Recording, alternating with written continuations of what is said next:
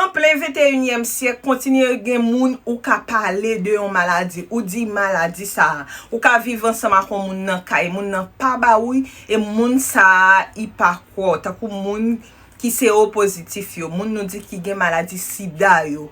Continue gen moun qui peur genre de moun sa ou depuis yo connaît moun sa gen maladie ça même parler yo presque pas vle parler ak moun sa ta kou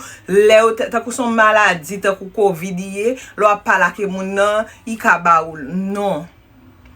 gen yon moun hier qui mandem est-ce que yon femme enceinte qui c'est O positif est-ce que ti moun sa lay fait hip-hop malade m'te répond ni qui ça m'te dit oui on femme enceinte qui c'est O positif ka font ti moun qui sorti en bonne santé si femme enceinte ça prend traitement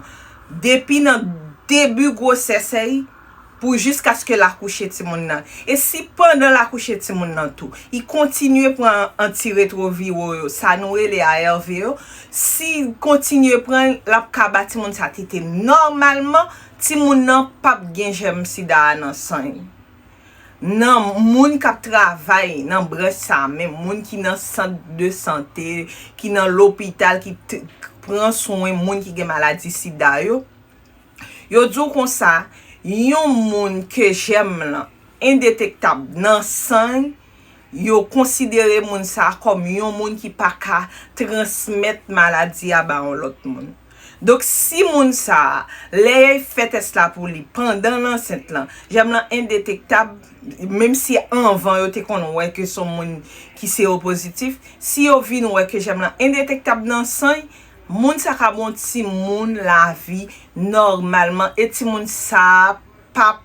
gen maladie a gan pile ti moun qui fait là nan pays nou qui comme ça gan pile moun nou k'ap marcher là qui gen gem sida ou du moins qui te gen gem sida nan sang yo qui te malade mais qui vinn sous traitement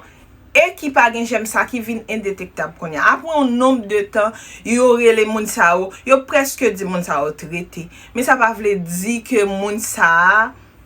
li pa ka rechute ça pas veut dire si moun sa pas continuer faire ça médecin traitant il dit fait il pas ka vinn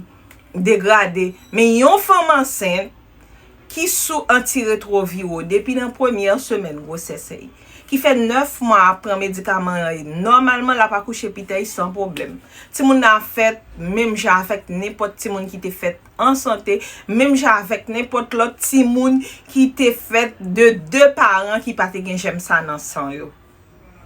en suspend discriminer moun sa yo lokono moun kon sa bo la ka suspend fait la partie marcher pour marcher di moun oh fils a gen sida oui nèg sa gen sida oui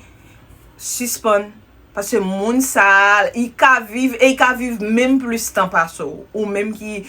soi-disant en santé. Merci.